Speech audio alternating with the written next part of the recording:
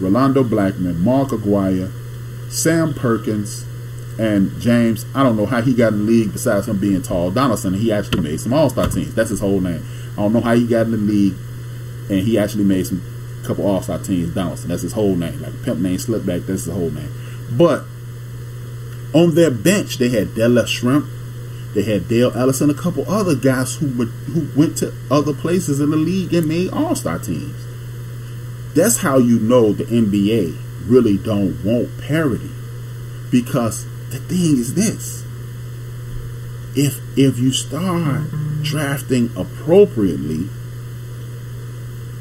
then what will happen is you'll have to start sharing. You have to raise the salary cap, and you have to share more of the money. They're about the bottom line. With that being said, let's talk a little NBA, man. Instead of doing like last week, Tuesday I usually have the power rankings. I'm not gonna do team power rankings. I'm gonna do player power rankings this week on Saturday. Then I have team power rankings Tuesday like I normally do. I'm not mad to do it because I got a special guest. If he don't fizzle, then we're gonna do it. Angry Black Man states this season the NBA is achieving regular season parity. Just to take a look at the standings, once the playoffs playoffs come, the best teams will win since it's best out of 7. Not in a playoff game. Yeah, true. But if you, even in the best of 7 series, ABM, if you have a league and you're gearing everyone towards competing, not just you making a boatload of money, there'll be more upsets. Think about this. Even though he's not a great coach, but George Karl is a very good coach. George Karl got upset by the Denver Nuggets. The Bulls, 1987, 87-88 season, upset the Cleveland Cavaliers. There had 1987 also, the Milwaukee Bucks upset the Philadelphia 76ers, Dr. J's last year. There should be more. If you gear your team, your league towards developing players and making sure the best possible people are on the court, there will be more upsets and then you'll get more viewership. See, it's not about, of course the Lakers and the Celtics reigned supreme in the 80s. Of course that happened. But let's not forget the Seattle Supersonics had the Lakers on the ropes a couple of times. Dominique Wilkins and the Atlanta Hawks had the Celtics on the ropes a couple of times. And if they would have kept trending towards improving their team instead of putting money in their pocket, much like a George Steinbrenner would do and other dudes who winning is the number one function of the team, then you'll get more parity. As it stands, you are 1000% correct. We will hardly ever see an upset. But I do believe this, if any year, we might see a couple upsets this year because the all-powerful Golden State Warriors don't look so powerful anymore. I had to do that. I'm sorry. Back to what I was talking about. I usually do a team power ranking. I'm going to do some player power rankings. This week, the most goodest players in the league. Nikola Jokic from the Denver Nuggets. This dude is playing some real live team basketball, man. He ain't imposing his will on anybody. He's not physically imposing. He's not super athletic. He's just a basketball player, y'all. And if you really want to watch some entertaining basketball, get you a guy like Joe and use the NBA ticket and watch a whole lot of NBA basketball. And watch this dude, Nikola Jokic, man. They call him the Joker. I think he's 6'11", 7 feet tall. He can shoot the three. He can pass. He in the post. He can do everything, man. He's a good basketball player. This is good old-fashioned basketball. This ain't high-flying. This ain't jumping from the 4-point line and all that. Trust me. But it's good basketball. Then, the next dude up, it's the homie Steph Curry, man. Steph Curry has quietly come back and been heating up the league. And I'm going to give y'all the recipe on how to shut down my man, Steph Curry. I know y'all. Steph is the man. I'm a big Steph Curry fan, but I'm giving you the best kept secret on how to shut him down in a little while. But he my number 4 guy, man. He's my number 4 guy. Steph Curry is Steph Curry. He is the straw that stirs the drink. I know y'all probably get sick of me saying that, but Steph Curry do it all, man. But play defense. He ain't playing defense. But he on the Matador side of the game with that. But Steph Curry is a leader. He's a basketball player. He's an extremely intelligent ball player. He makes the right passes. Sometimes he get a little flashy, but I ain't got no problem with that. Do your thing, man. Especially when you're playing a team. I'm rooting for it. But you know, Steph he been kicking ass this week. I got to give it up to him. The next dude up is the homie Giannis Antetokounmpo. Yeah, man, Giannis motherfucking name. I ain't finna be trying to say the name. That man name look like an alphabet soup. But hey, you know what? By the end of this month, baby, that's my New Year's resolution. Say Antetokounmpo. See, resolution complete. But Giannis has been kicking ass. The Milwaukee Bucks have the best record in the National Basketball Association. They are ranked #1 in all major statistical categories like points per game, defensive stops per game, point differential, and he's playing the all-time best. If I had to vote today, he would be league MVP, but in the last 7 days, he is numero tres. Number 2, if you smell something stinking, it's him. He's been kicking ass and taking names. He is slowly taking control of the team, and they may be having a mental part of slowing down the homie Russell Westbrook. But Paul George, man, he's looking better, or as we say on the west side of Chicago, he's looking more gooder than he looked in Indiana a couple of years when he was going nose to nose with the Kane. Paul George is out here hooping, man. Don't sleep on Paul George. Don't sleep on the Oklahoma City Thunder. The NBA is becoming a more parity-based team league, and I'm really appreciating that. The Knicks look good in Los Angeles last night. They don't have a go-to guy, so they won't be doing anything. Please stop telling me that this dude, Kristaps Porzingis, is a difference. Miss me. It's not my turn. Go to that guy with that bullshit. Skip over me. Miss me with that bullshit. This dude ain't never played the whole season. He always hurt. Miss me. Stop telling me about dudes' stats and tell me about the dudes who make a difference.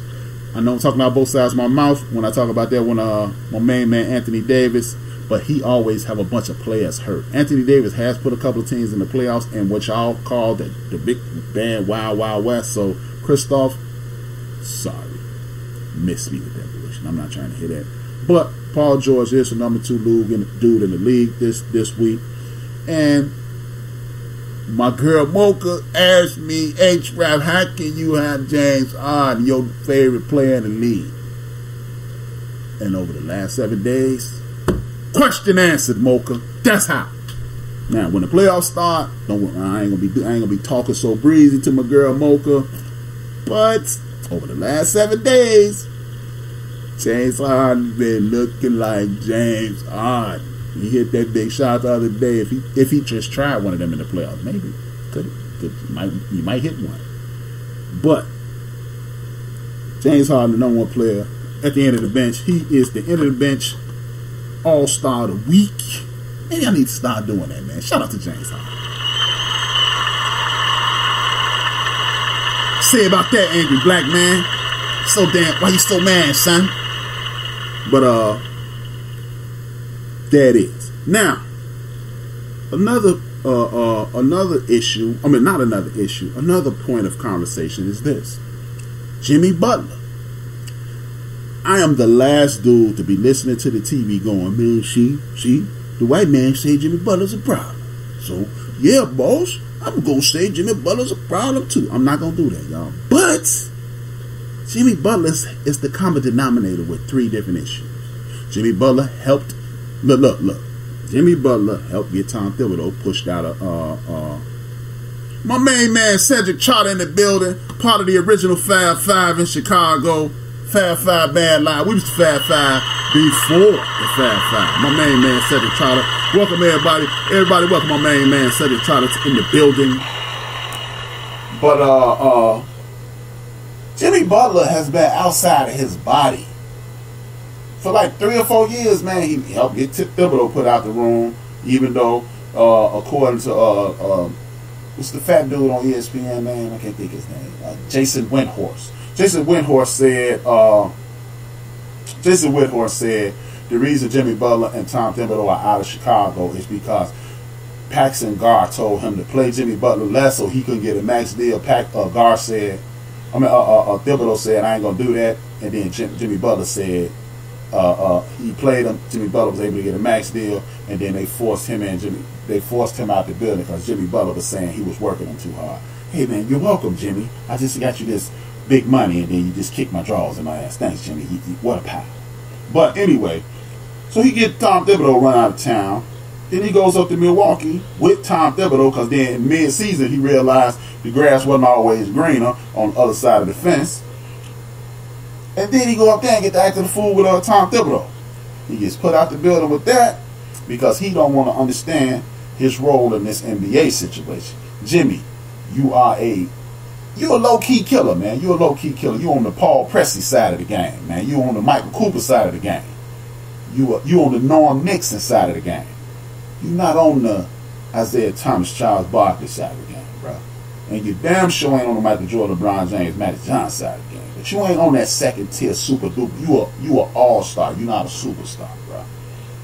And now Jimmy, it seems to be causing a problem in Philadelphia. The coach there, who needs to be fired at the end of this episode of the end of the bench because he's really mishandling that situation up there.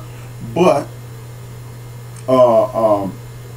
this dude, Jimmy though, man, hey bro, when you are the common denominator in all of the issues that you're having, you had an issue in Minnesota, you had an issue in Chicago, now you're developing an issue in Philadelphia. Of course the coaches are going to throw you under the bench because then he ruins his rep. Then the players looking at him funny. But people, I'm starting to wonder, man, is Jimmy the problem or is Jimmy part of the solution? That's a real question for me.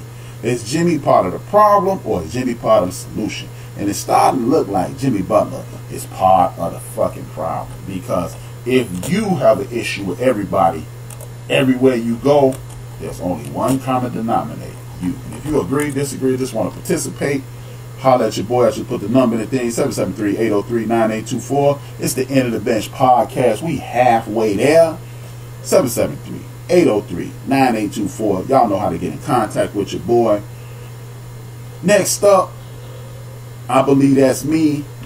I see my main man Kawhi Leonard lay it down yesterday. Now, for whatever reason, I really enjoy PTI, like Mike Wilbon, Chicago guy, and Tony Kornheiser. They're really entertaining to me. But sometimes they buy into the media hype a bit too much. These dudes I consider free thinkers. They are forward thinkers and they speak their mind. I don't think they do company speak. That might be the only two dudes, very few others that speak their mind about what's going on at ESPN. That's just my personal opinion. Kawhi Leonard stepped to the podium. Well, he was at his locker or whatever, and they were asking him about what's going on in San Antonio. First, let's talk about that. Kawhi Leonard had his first game back in San Antonio. They got their draws kicked in their ass this week. And after the game, before the game, they cheered Danny Green, who hit a couple of big shots, who played some decent defense, and they helped him win an NBA championship. No problem with that. But they booed the hell out of Kawhi. So after the game, they asked Kawhi Leonard, hey man, how you feel about getting booed? And for once, Kawhi Leonard stepped up and spoke his mind. Shout out to Kawhi Leonard for actually speaking on how he felt for a change instead of giving one of them dry-ass answers. I don't know about the dry-ass answers. I just like the way he got down this week. But Kawhi stepped up and said, it didn't really bother me. I kind of expected it. And due to the way the media shapes things, it seemed I knew it was coming. Tony and Mike Wilbon had a problem with that. See, they're old school. I believe they had a problem. I'm actually making excuses for them, but I believe that they stuck up for mainstream media simply because they are part of mainstream media, and that's not the way they handle themselves. But at the same time, Kawhi's not wrong, because you rarely see Kawhi Leonard mad. When he walked up to Greg Popovich, he had a gigantic smile on his face, and he gave the man a loving embrace. Pause. But he looked like he was seeing an old friend. which lets you know, or leads me to believe. I'm not gonna say it lets you know. It leads me to believe that when you're dealing with this, when we talking about the situation with Kawhi Leonard, if you're an intelligent person, you are forced to consider something has been left out of this story by man.